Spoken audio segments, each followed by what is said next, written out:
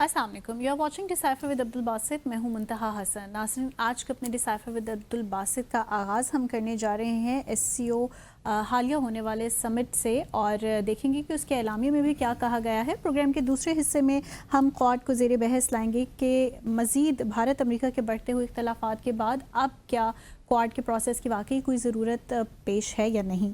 और शो के आखिरी हिस्से में हम नेपाल और भारत के माबैन जो बॉर्डर डिस्प्यूट है इस पर बात करेंगे, और इसमें चाइना का क्या मुमकिन किरदार हो सकता है ये जानने की कोशिश करेंगे। तो आगाज़ करेंगे आज के प्रोग्राम का। वेलकम बासित साहब।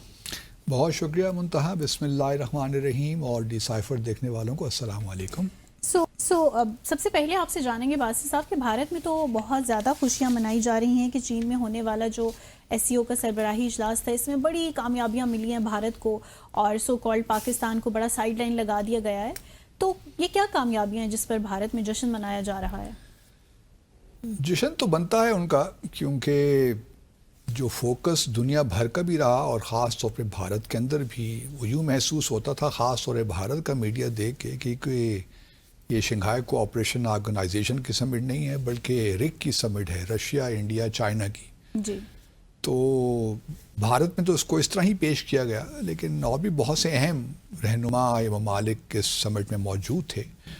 और चीन के जो प्रेसिडेंट हैं शी, उन्होंने बड़े एहतियात के साथ केयरफुली तमाम लीडर्स को हैंडल किया ताकि ये महसूस ना हो कि ये समिट जो है एक बिल्कुल एंटी यूएस कोई ब्लॉक या अलाइंस बनने जा रहा है। जी। क्योंकि भारत की यही कोशिश थी कि इसको इस तरह प्रोजेक्ट किया जाए कि अगर सदर ट्रंप ने जो उनकी पॉलिसीज़ हैं इस वक्त वीज़ावी इंडिया, उनमें थोड़ी फ्लेक्सिबिलिटी ना दिखाई या उनको उनके पर्सपेक्टिव से दुरुस्त ना किया, तो भारत के लिए ऑप्शंस मौजूद हैं। वो चीन के साथ भी गले लग सकता है, रशिया के साथ तो पहले ही भी उनके स्ट्रेटेजिक और प्रिविलेज रिलेशनशिप हैं। तो भारत ने इसको इस तरह ही पेश किया।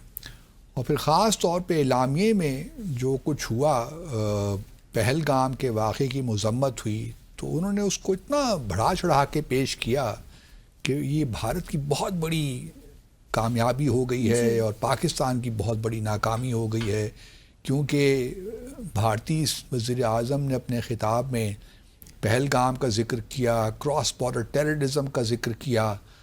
तो उस वजह से पहलगाम का एलामिये में मेंशन होना इस बात की टेस्टिमनी है कि भारत का जो मौक़िफ़ है तमाम एससीओ ममालिक ने तस्लीम कर लिया है। सही।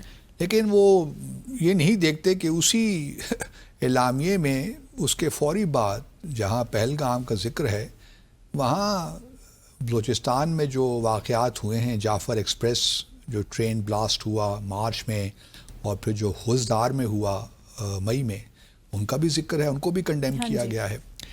लेकिन ये सारी जो फ़रोही बातें हैं, क्योंकि देखिए पहलगाम का जहाँ तक मामला है, पहलगाम का वाक़या अगर आपको याद हो तो इससे पहले एससीओ के डिफेंस मिनिस्टर्स की मीटिंग भी हुई थी चीन में। उसमें राजनाथ सिंह गए हुए थे और वो वाहिद लीडर थे जिन्होंने कि एलामिया जो जॉइंट स्टेटमेंट थी उसको मानने से इनकार कर दिया, क्योंकि उसमें वो जो फार्मूलेशन चाहते थे वो उनको नहीं मिली। जिसके बरक्स पाकिस्तान का जो फार्मूलेशन थी उस पर सब एग्री कर गए थे। सिर्फ भारत एक वाहिद मुल्क था जिसकी पोजीशन से बाकी ममालिक एग्री नहीं कर पा रहे थे। तो भारत को पहले ये सोचना चाहिए कि एससीओ में इस वक्त मिजाज क्या है। इससे पहले कि हम मज़ीद इससे बात करें, क्योंकि बहुत से लोग बातें कर रहे हैं भारत में, ख़ास तौर पे हमारे वज़ीर आज़म के मुतल्लिक़ बात कर रहे हैं कि बहुत हाइपर थे और प्रेसिडेंट पुतिन से हाथ मिलाने के लिए बेताब थे, तो वो अपने आप को सही कंडक्ट नहीं कर पा रहे थे। फिर जो प्राइम मिनिस्टर मोदी और प्राइम मिनिस्टर शहबाज शरीफ का जो ख़िताब थे दोनों, उसका भी कंपैरिजन कर रहे हैं, ख़ास और भारत का मीडिया कि जी किसका ख़िताब बेहतर था, किसने ज़बरदस्त तरीके से डिलीवरी भी की। तो तमाम चीज़ें डिस्कस हो रही हैं पाकिस्तान और।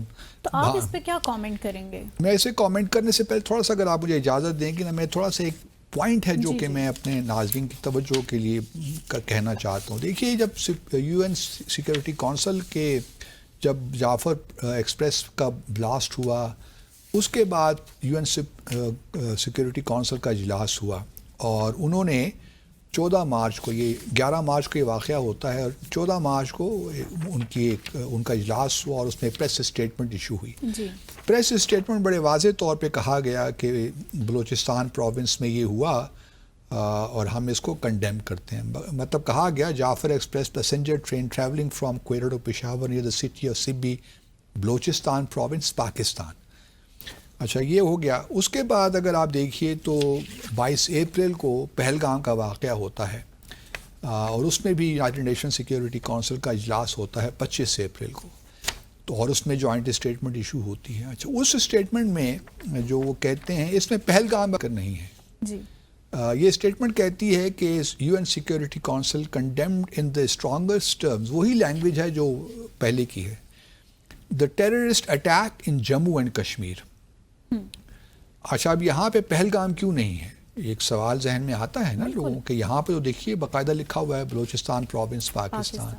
یہاں پہ تو پہلگام کا نہیں اس میں لکھا ذکر نہیں ہے, صرف جموں اینڈ کشمیر کی بات. اچھا بھارت چاہتا تھا کہ اس میں پہلگام کا لکھا جائے, لیکن اگر پہلگام لکھا جاتا نا تو پھر ہماری اس وقت ہماری یہ تھا کہ ہم نے انسسٹ کیا کہ پھر اس کے آگے لکھیے Indian occupied Jammu and Kashmir. ٹھیک ہے, تو پھر بھارت کو آبویسلی وہ منظور نہیں تھا. بھارت تو چونکہ اس وقت ممبر نہیں ہے نا, لیکن فرانس وغیرہ جو سپورٹ کرتے ہیں, الجزائر وغیرہ, وہ ممالک موجود تھے جو بھارت کے بہاف پہ بات چیت کر رہے تھے. تو انہوں نے کہا کہ یہ کس طرح ہو سکتا ہے, تو یہ تو ہم نہیں مانتے. ہم نے کہا چلیے جی آپ جو یونائٹڈ نیشنز میں جو لینگویج یوز ہوتی ہے یہی کہہ دیجئے کہ Indian administered Kashmir Jammu and Kashmir Pahalgam کے بعد. تو وہ بھی بھارت کو منظور نہیں تھا. تو پھر ہم نے کہا کہ پھر پہلگام کا لکھنے کی ضرورت ہی نہیں ہے, پھر آپ کہہ دیجئے 22 اپریل جموں اینڈ کشمیر, کیونکہ جب جموں اینڈ کشمیر آپ لکھتے ہیں نا تو اس کا مطلب یہ ہوتا ہے کہ تمام جموں اینڈ کشمیر, نہ بھارت کا نہ پاکستان کا. تو اس وجہ سے ہمارے لیے وہ ایکسیپٹیبل تھا. اب اگر آپ آگے آ جائیے اعلامیے میں جو یہ اب یہاں پہ پہلگام کا ذکر ہے لیکن آگے جموں اور کشمیر کچھ نہیں لکھا ہوا. مطلب صرف پہلگام ہے اور جموں اور کشمیر نہیں ہے. لیکن دوسری جانب جعفر ایکسپریس پلس ٹرین کا بھی ذکر ہے اور خضدار کا بھی ذکر ہے, لیکن بلوچستان کا ذکر نہیں ہے. تو یہ بڑی انٹرسٹنگ جو ہے نا لینگویج. اب مجھے نہیں معلوم کہ ہماری سائڈ نے کس حد تک انسسٹ کیا کہ دیکھیے جموں اینڈ کشمیر جو ہے وہاں تو آپ جموں اور کشمیر کا جو آپ پہلگام کو کنڈیم کر رہے ہیں ٹیررسٹ اٹیک کو, تو وہاں تو چلیے آپ پہلگام کہہ رہے ہیں, جموں اور کشمیر نہیں کہہ رہے. وہاں تو بات سمجھ میں آتی ہے کہ وہ ایک ڈسپیوٹڈ ٹیریٹری ہے, یونائٹڈ نیشن سیکیورٹی کونسل کی قراردادیں ہیں. لیکن یہاں پہ کم از کم میرے اپنے خیال میں ہماری سائڈ کو انسسٹ کرنا چاہیے تھا کہ خضدار کے بعد اس طرح یونائٹڈ نیشن سیکیورٹی کونسل کی اسٹیٹمنٹ میں تھا بلوچستان پروونس ان پاکستان, یہ یہاں پہ موجود ہونا چاہیے تھا, کیونکہ کوئی تقابل نہیں ہے, مقابلہ نہیں ہے بلوچستان کا اور مقبوضہ جموں اور کشمیر کا. تو یہ تھوڑی سی میں سمجھتا ہوں کہ ہم سے شاید اوور لک ہوا ہے یا ہم نے اس کو صحیح معنی میں کیا نہیں. اب آپ نے یہ سوال پوچھا بھی تھا کیا کہ تقریر کس کی, مودی صاحب کی بہتر تھی یا شہباز شریف؟ دیکھیے میں سمجھتا ہوں کہ تقریر دونوں نے اپنے اپنے حساب سے ٹھیک تقریر کی. انہوں نے اپنے ایشوز بھرپور طریقے سے اٹھائے, کراس بارڈر ٹیررزم, ہمارے ہاں بھی ہم نے بھی اپنے ایشوز, اسٹیٹ ٹیررزم کی ہم نے بات کی. کہ ایس سی او کے چارٹر کے اندر بائی لیٹرل ایشوز آپ نہیں اٹھا سکتے. مطلب جو ممبر کنٹریز ہیں 10 ان کے اندر اگر کوئی ڈسپیوٹس ہیں بائی لیٹرل تو آپ ان کا نام لے کر مینشن نہیں کر سکتے. اس لیے ہم نے کشمیر کا بھی ذکر نہیں کیا, لیکن ہم نے باتیں کر دیں کشمیر کے متعلق بھی. ہمارے وزیر اعظم نے انڈس واٹر ٹریٹی کا بھی ذکر کر دیا بغیر نام لیے ہوئے. افغانستان کا بھی ذکر ہوا. تو تقریباً تمام ایشوز ہمارے پرائم منسٹر نے اپنی تقریر میں ان کا ذکر کر دیا. تو تقاریر کی حد تک تو میں سمجھتا ہوں کہ دونوں ہی تقاریر ٹھیک تھیں. تو یہ آپ نہیں کہہ سکتی کہ ان کی ڈیلیوری بھی ٹھیک تھی. انہوں نے ہندی میں بات کی, ہمارے وزیر اعظم نے انگریزی میں کی, جو کہ ٹھیک تھا. اور مجھے تقریر میں کم از کم پرابلم نظر نہیں آیا جہاں تک. اب آتے ہیں تھوڑا سا آپٹکس کی وجہ سے. ایک تو دیکھیے مودی صاحب تو کر کے چلے گئے نا تقریر, لیکن ہمارے پرائم منسٹر پھر رک گئے. اسی وجہ سے ان کی جو ملاقاتیں تھیں مودی صاحب کی پیوٹن کے ساتھ اور شی کے ساتھ وہ پہلے ہو گئیں. تو اس سے بھارت نے کہہ دیا کہ دیکھیے جی کیا زبردست کامیابی ملی ہے بھارت کو کہ پریزیڈنٹ شی بھی ملاقات کر رہے ہیں, پھر ان کو اپنی لیمو میں بھی لے کر جا رہے ہیں, اور یہ کیا لیمو ڈپلومیسی شروع ہو گئی اپنی لیموزین میں. تو لیمو ڈپلومیسی کا نام دے دیا کہ پریزیڈنٹ پوٹن نے تو زبردست طریقے سے مودی کے ساتھ انگیج کیا, شی نے بھی زبردست کیا, اور پرائم منسٹر شہباز شریف کو سائڈ لائن کر دیا, کیونکہ پاکستان تو ریلیونٹ ہو گیا بقول بھارت کے میڈیا کے اور بھارت کے لوگوں کے. تو یہ بات نہیں تھی, کیونکہ ہمارے وزیر اعظم نے ٹھہرنا تھا. ملٹری پریڈ جو ہوئی ہے 3 ستمبر کو 80th اینیورسری جو ہم نے پہلے ہی بات کی, تو اس کے لیے چونکہ رکنا تھا, تو یہ تمام ملاقاتیں جو شی کے ساتھ بھی, پریزیڈنٹ شی کے ساتھ ہی پریزیڈنٹ پوٹن کے ساتھ کی, وہ ہو گئیں, بیجنگ میں ہو گئیں. تو اس لیے ہمارا فوکس اس وقت تھا ہی نہیں کہ ہم نے ان لیڈروں کے ساتھ ملاقات کرنی ہے. تو اس وجہ سے یہ کہنا کہ کیا کامیابی ہوئی ناکامی ہوئی, اصل دیکھیے معاملات یہ ہیں کہ ایس سی او کتنی کامیاب ہوتی ہے. آؤٹ کمز کیا ہوتے ہیں؟ آؤٹ کم تو دیکھیے کہ لامیہ ہو گیا, یہ 2001 سے یہ آرگنائزیشن بنی ہے, ابھی تک تو اس طرح اس کے آؤٹ کم ہمیں نظر نہیں آتے. میرے اپنے ذاتی خیال میں اس سارے معاملے میں, کیونکہ بھارت ایک بہت بڑی رکاوٹ رہی ہے اس سارے, کیونکہ بھارت ایک جانب دیکھیے نا اسٹریٹجک پارٹنر بننے کی کوشش کر رہا تھا, یا ابھی بھی کر رہا ہے کسی حد تک امریکہ کا, اور دوسری جانب وہ جو اینٹی اور چائنا کے ساتھ بھی تھوڑے بہت مراسم اپنے ٹھیک رکھنا چاہتے تھے. تو آپ جب 2 کشتیوں میں سوار ہونے کی کوشش کریں تو پھر تو مسائل بڑھ جاتے ہیں نا. اور پھر یہ بھی بات اپنی جگہ درست ہے کہ کوئی بھی ریجنل آرگنائزیشن اس وقت تک کامیاب نہیں ہو سکتی یا ڈیلیور نہیں کر سکتی جب تک کہ اس کے ممبر اسٹیٹس کے اندر ایک ہارمنی نہ ہو. یہاں معاملہ کچھ یوں ہے کہ جو اسٹیٹس ہیں, ممبر اسٹیٹس, مثال کے طور پر پاکستان, بھارت, چین, ان کے درمیان کافی سیریس ایشوز موجود ہیں, اور خاص طور پہ جو اوریجنل مینڈیٹ ہے ایس سی او کا اگینسٹ سیپریٹزم, اگینسٹ ٹیررزم اور اگینسٹ ایکسٹریمزم, یہ 3 ایسے ایشوز ہیں جن پہ ہمارے, چین اور ہمارے تو نہیں بٹ بھارت کے ساتھ معاملات ڈفرینٹ ہیں. جی. تو یہ ہم ایک صفحے پہ نہیں ہیں اس معاملے میں. اسی وجہ سے اگر آپ دیکھیے تو ابھی تک جو ٹیررزم کی ڈیفینیشن وہ بھی ہم نہیں, ٹیررزم کو ڈیفائن کس طرح کریں. تو یہ کہنا کہ جی میرا اپنا خیال یہ ہے کہ ایس سی او ٹھیک ہے, آپٹکس بڑے اچھے ہیں, اس کی سمبولک ویلیو بھی ٹھیک ہے, لیکن پریزیڈنٹ ٹرمپ کو اس بات کا پتہ ہے کہ ایس سی او کا پوٹینشل کوئی ایسا زبردست نہیں ہے کہ راتوں رات دنیا تبدیل ہو جائے گی. یہ جو نئے ورلڈ آرڈر کی بات ہو رہی ہے, گلوبل گورننس کی بات ہوتی ہے, سارے اچھے سلوگنز ہیں, بٹ کوشچن یہ ہے کہ کیا یہ ڈیلیور کر پائے گی. ایس سی او کی اہمیت فی الحال تو اتنی ہے کہ جب اس کا اجلاس منعقد ہوتا ہے تو سائیڈ لائنز پہ بائیلیٹرل ملاقاتیں ہو جاتی ہیں, جس طرح یہاں بھی ہوا. تو ایک لحاظ سے بائیلیٹرل معاملات آگے چلنے کی ایک موقع لوگوں کو مل جاتا ہے, لیکن ابھی تک بحیثیت مجموعی ایس سی او اس طرح کچھ نہیں کر سکا. اب اگلی سمٹ جو ہے وہ بشکک کرگستان میں ہے, اور پھر 2027 میں یاد رہے کہ سمٹ پاکستان میں ہے. تو پھر دیکھنا یہ ہے کہ پرائم منسٹر مودی آتے ہیں کہ نہیں آتے. That's important. Let's take a short commercial break here. Break کے بعد واپس آئیں گے اور شامل کریں گے کچھ کوارڈ کا بھی احوال.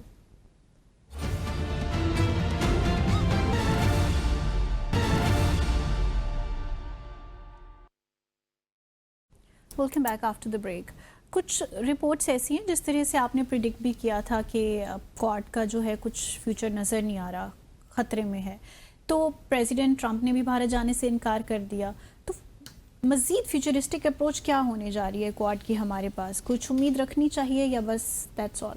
دیکھیے, جہاں تک جو پچھلے اس ہفتے ہوا اور جس طرح پرائم منسٹر مودی نے صدر شی کو جھپیاں مارنے کی کوشش کی, تو اور آبویسلی وہ امریکہ کو میسیجنگ کر رہے تھے نا, سگنلنگ کر رہے تھے کہ ہمارے پاس آپشنز موجود ہیں.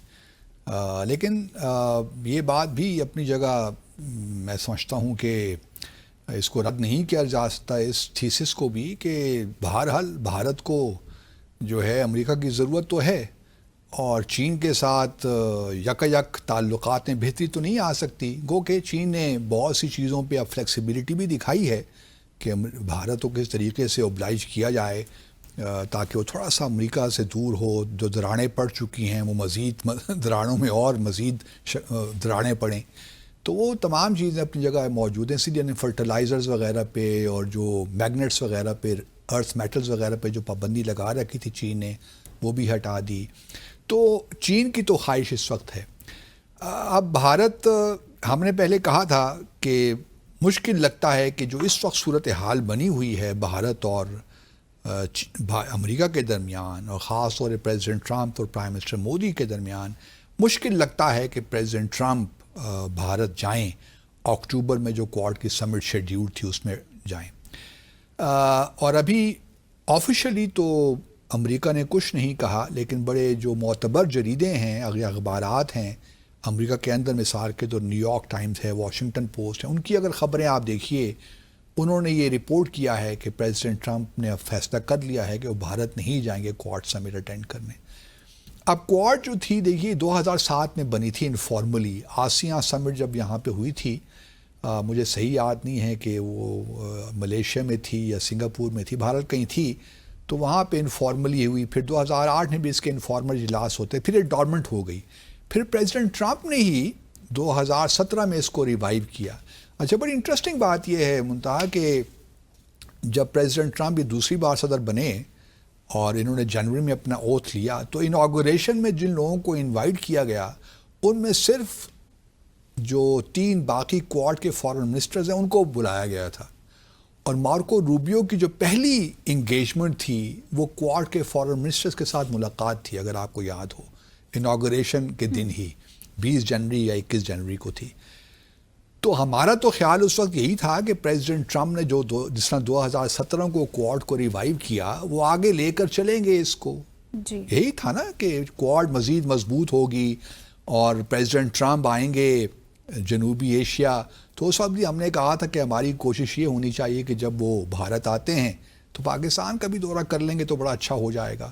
اس وقت کسی کو تو یہ خیال نہیں تھا، نہ ہمیں نہ آپ کو، کہ مئی کے مہینے میں پاکستان اور بھارت کے درمیان ایک مارکا ہوگا. اور بالکل حالات بدل جائیں گے، کیونکہ اس جنگ کے بعد اور ہمارے فیلڈ مارشل عاصم منیر کی جو ملاقات ہوئی 18 جون کو واشنگٹن میں پریزیڈنٹ ٹرمپ کے بعد، اس سے معاملات بالکل تبدیل ہو گئے. اور جو پریزیڈنٹ ٹرمپ بار بار یہ کلیم کرتے رہے کہ انہوں نے سیز فائر کروائی، جنگ بندی کروائی، اس بھارت نے ان کو بالکل ریجیکٹ کر دیا ان کے دعوے کو. تو پریزیڈنٹ ٹرمپ میں اب ایک مسئلہ تو ہے، اور ہم نے اسی تناظر میں کہہ دیا تھا کہ پریزیڈنٹ ٹرمپ نہیں جائیں گے. اب کوارڈ دیکھیے، میں یہ بھی نہیں کہہ رہا کہ کوارڈ ختم ہو جائے گی، کیونکہ پریزیڈنٹ ٹرمپ کو آبویسلی وہ یہ چاہتے ہیں کہ رشیا سے بھی معاملات کو طے کریں. پریزیڈنٹ پوٹن سے ان کی ملاقات ہو گئی. اب گزشتہ روز فرانس میں یورپین کنٹریز کی ملاقات تھی یوکرین کے معاملے میں. وہ کوشش کر رہے ہیں کہ وہ کچھ سیکیورٹی گارنٹیز دے دیں. اسی طرح اگر آپ دیکھیے تو پریزیڈنٹ پوٹن کی بھی ایک پریس کانفرنس تھی، انہوں نے بھی بہت سی باتیں کی، اور خاص طور پہ یوکرین کے معاملے میں کہا کہ I am open to meeting with president Zelensky. اب وہ ہوتی ہے نہیں ہوتی، لیکن پریزیڈنٹ ٹرمپ کا یہ ہے کہ وہ پریزیڈنٹ پوٹن کے بارے میں بھی بہتر سوچ رکھتے ہیں اور سمجھتے ہیں کہ ان کے ساتھ وہ کام کر سکتے ہیں. اسی طرح پریزیڈنٹ شی کے بارے میں بھی ان کے خیالات یہی ہیں کہ president she is a great guy, is a very good friend of mine. تو ان کے بارے میں بھی اچھے ہی کلمات کہے ہیں انہوں نے. اور اگلے سال شاید وہ چین کا دورہ بھی کر لیں اور ان سے ملاقات بھی ہو جائے. تو کوارڈ کی اہمیت تو شاید پریزیڈنٹ ٹرمپ کے اگلے 3.5 سال اس طرح نہ ہو جس طرح بائیڈن کے زمانے میں تھی. صحیح، ممکن ہے کہ وہ پھر ایک بار پھر ڈورمنٹ ہو جائے. لیکن میرا اپنا خیال یہ ہے کہ، اور اس کی وجہ سے بھارت کو پرابلمس تو ہیں. بھارت کی تو خواہش یہی ہے کہ امریکہ اور چین کے درمیان پرابلم موجود رہیں، تاکہ جو وہ ایکسپلائٹ کر رہے ہیں اس ساری صورتحال کو اپنے ایڈوانٹیج کے لیے، وہ ان کو اسپیس ملتی رہے. لیکن پریزیڈنٹ ٹرمپ اب تھوڑا بہت اس صورتحال سے ایگری نہیں کرتے.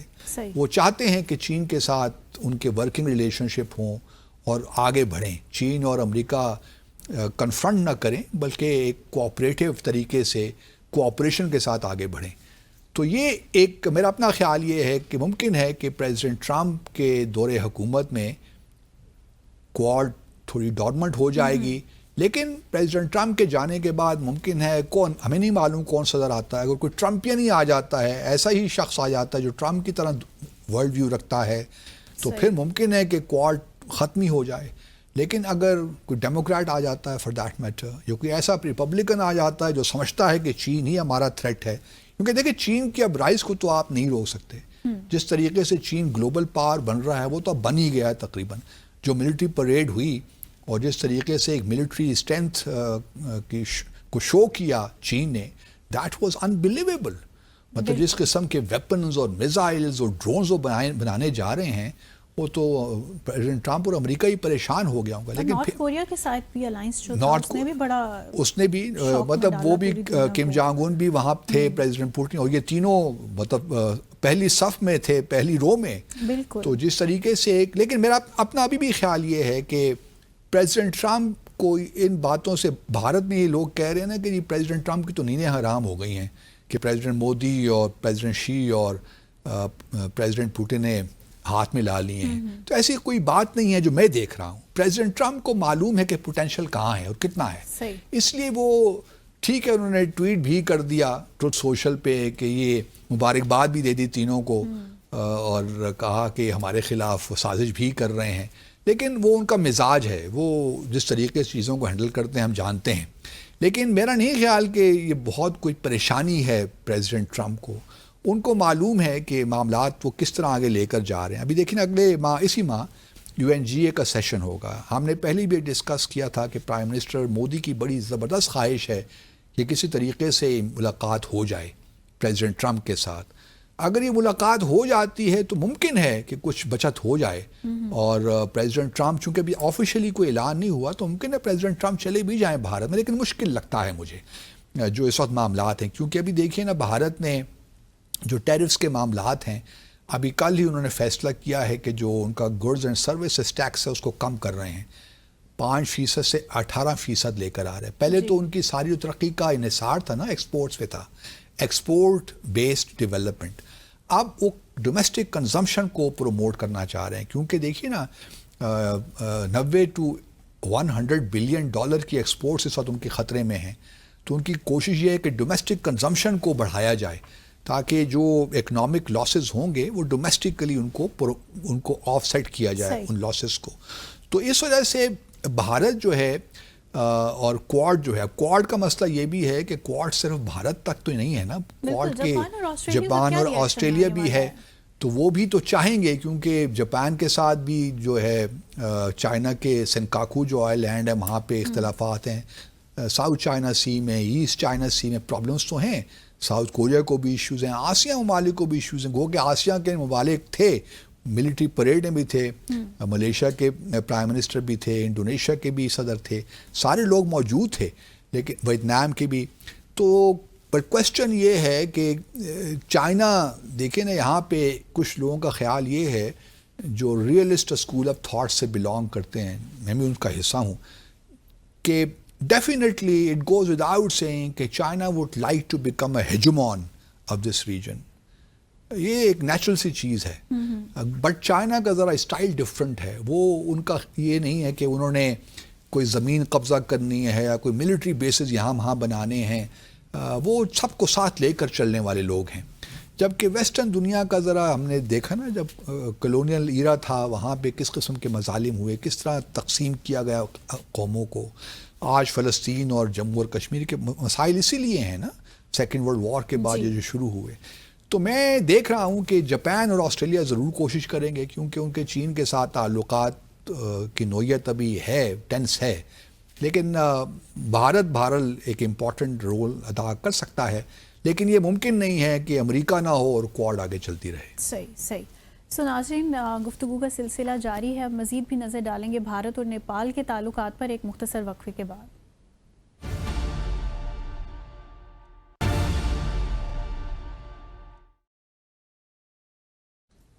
Welcome back after the break.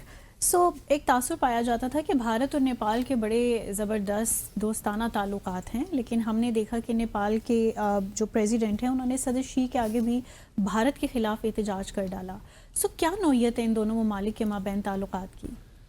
تعلقات تو دیکھیے، چونکہ نیپال بھی ایک ہندو ریاست آپ کہہ سکتی ہیں، اور وہ کلیم تو یہی کرتے ہیں کہ جتنے بھی جو ان کے دیوتا ہیں سارے یہیں پہ ہی پیدا ہوئے، یہیں سے ہندوازم کی ابتدا یہیں سے ہوئی. لیٹس پٹ اٹ دس وے. اور ان کے تعلقات اچھے رہے ہیں، بلکہ ابھی بھی اس طرح نہیں ہیں، بہتر تو ہیں. ابھی بھی نیپال ایک واحد ملک ہے جس میں میرے خیال بغیر ویزا کے آ جا سکتے ہیں لوگ، نیپالیز جو ہیں. تو اور نیپال کی مجبوری ہے، لینڈ لاک کنٹری ہے، اس کی بہت ڈپینڈنس ہے بھارت پہ. اور لیکن اس کے ساتھ ساتھ یہ بھی اپنی جگہ ایک تاریخی حقیقت ہے کہ برطانیہ اور نیپال کے درمیان بھی ایشوز رہے. برطانیہ نے نیپال پہ بھی قبضہ کرنا چاہا لیکن نہیں ہو سکا، اور پھر ان کی جنگ بھی ہوئی، اور پھر 2014 سے لے کر 1814 سے 1816 تک جنگ بھی رہی، اور پھر ایک ایگریمنٹ ان کا ہوا، ٹریٹی آف سگالی جسے کہتے ہیں 1816 میں. جی. تو اس کے تحت نیپال کا یہ کلیم ہے کہ یہ جو لیپو لیخ کا ریجن ہے اور جو کالا پانی کا علاقہ ہے، وہاں پہ ایک مہاکالی ریور ہے.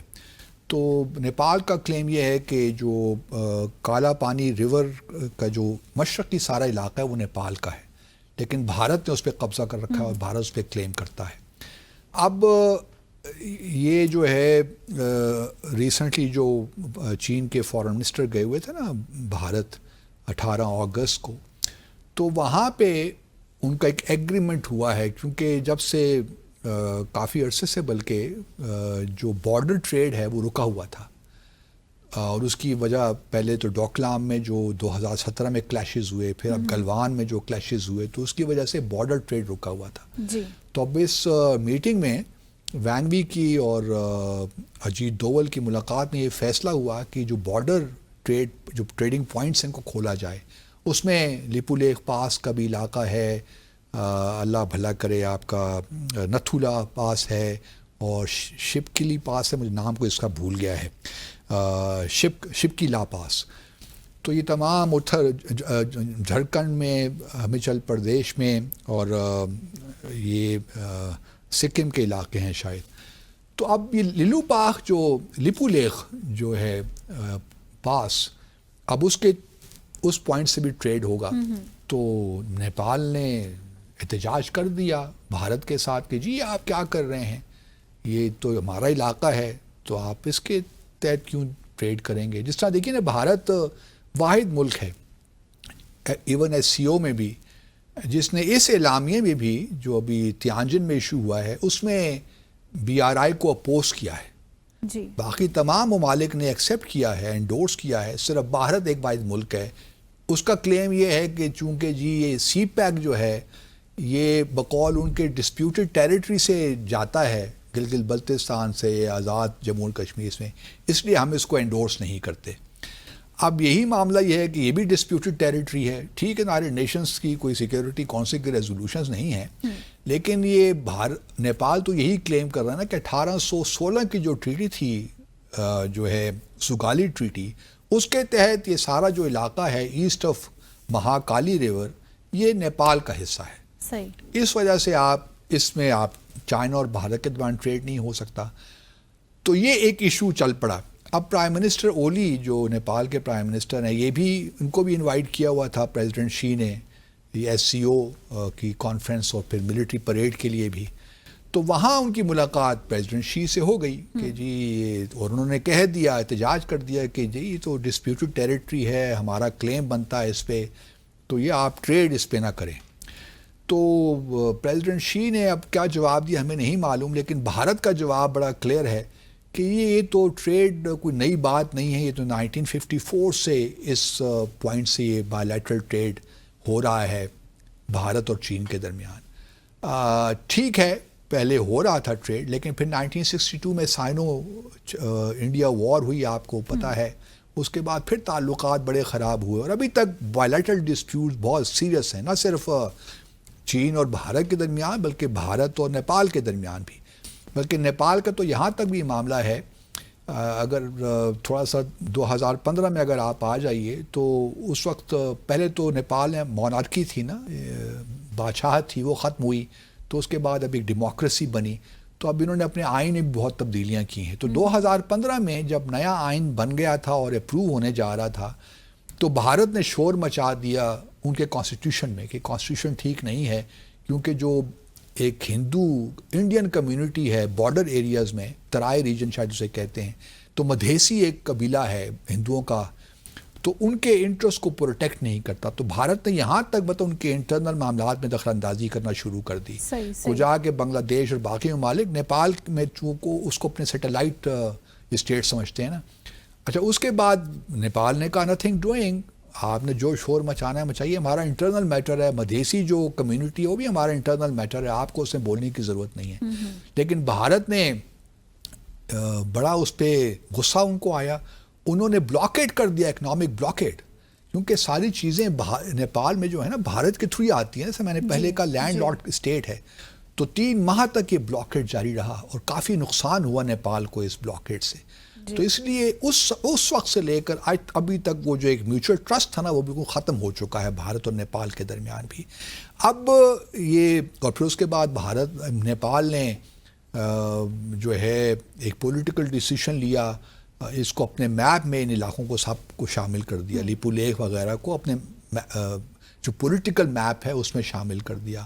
اس میں بھارت میں بڑا احتجاج ہوا کہ یہ آپ نے کیوں کیا.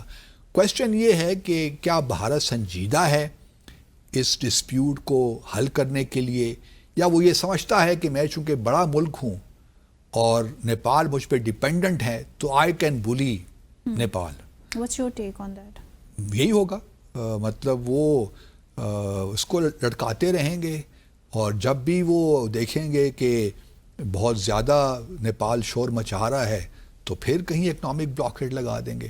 اسی لیے نیپال نے بھی ایک فیصلہ کیا ہے کہ اپنی جو ڈیپینڈنس ہے اس کو بھارت پہ اس کو کم کریں. اسی لیے چین کے ساتھ بھی تعلقات بڑھانا چاہتے ہیں، پاکستان کے ساتھ بھی تعلقات بڑھانا چاہتے ہیں، لیکن مجبوری وہی ہے کہ لینڈ لاکڈ ہیں.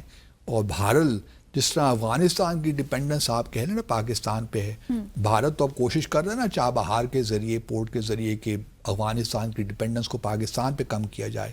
لیکن ابھی ہمارے پاس کوئی ایسا میکنزم نہیں ہے. چائنا کے پاس یقیناً کچھ نہ کچھ سوچ رہے ہوں گے کہ کس طرح جو لیپو لیک کا علاقہ ہے اس کو ہی استعمال کر کے، اس کو بارڈر پوائنٹ کو استعمال کر کے جو بھارت کی ڈیپینڈنس ہے اس کو کم کر کے چین کی طرف، چین کا جو ٹریڈ ہے اس کو زیادہ کیا جائے. تو یہ پاسبلٹیز ہیں کہ نیپال جو ہے ایونچولی ہم دیکھیں کہ چین کے ساتھ جو انہوں نے اپنے ریلیشن شپ کو بڑھانے کی کوشش کرنا اس میں کو کامیابی ہوگی آئی ایم شیور.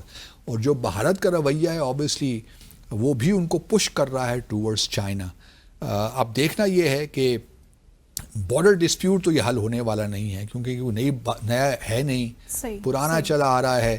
تو بھارت کو کوئی ارجنسی نہیں ہے کہ وہ ان معاملات کو، اور اگر بھارت اور چین کے تعلقات میں کچھ ٹھہراؤ آ جاتا ہے، کچھ کشیدگی کم ہو جاتی ہے اور یہ جو بارڈر ٹریڈ ہے یہ شروع ہو جاتا ہے تو پھر نیپال کے لیے بھی اپرچونٹیز دونوں طرف سے نکل ہی آئیں گی. گو کہ جو ایک پوزیشن ہے پرنسپل پوزیشن، اس سے تو نیپال وڈرا نہیں کرے گا، وہ رہے گا، لیکن یہ ضرور ہے کہ اس پہ اتنا شور شرابہ نہیں ہوگا جو ہم پچھلے 10 سالوں میں دیکھ رہے ہیں. خاص طور پہ 2015 سے اب تک جو نیپال نے ایک بہت اسے پروٹیسٹ بھی کر رہا ہے، اس پہ ایجیٹیٹڈ بھی ہے کہ یہ کس طرح بھارت نے اس پہ قبضہ کر رکھا ہے. لیکن یہ چیزیں جو ہیں اس طرح ہی رہیں گی. یہی وجوہات ہیں. دیکھیے نا، میں اکثر کہتا رہتا ہوں کہ سارک کیوں ناکام ہو گئی. سارک کی ناکامی کی بنیادی وجہ بھارت ہی ہے، اور اگر کل کو ایس سی او بھی ناکام ہوگی تو اس کی وجہ بھی بھارت ہی بنے گی، کیونکہ بھارت کے ہر کسی کے ساتھ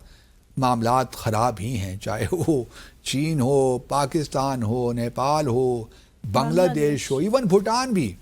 بھوٹان جیسا ملک جہاں پہ ڈوکلام کا ریجن ہے، جہاں پہ 2017 میں چین نے اور بھارت کے درمیان کچھ جھڑپیں ہوئی تھیں، اب بھوٹان چاہتا ہے، اور بھوٹان واحد ملک ہے کہ جس کا تعلقات ڈپلومیٹک ریلیشنز نہیں ہیں چین کے ساتھ اس علاقے میں.